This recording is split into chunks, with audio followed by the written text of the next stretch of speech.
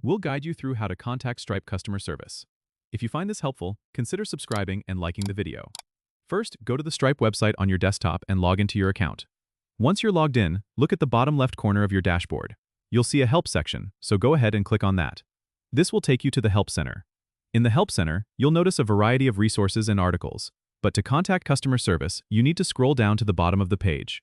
You'll find an option that says Contact Support. Click on that, and you'll be prompted to enter your query or issue.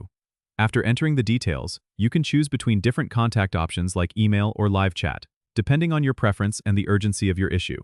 Selecting live chat will connect you directly to a support representative, while choosing email will allow you to send a detailed message and receive a response in your inbox. Remember to have your account details handy, as this will help expedite the support process. If you prefer to explore your options before reaching out, the Help Center is a great resource with articles that might solve your issue without needing to contact support directly. Don't forget to subscribe and comment if this helped you out.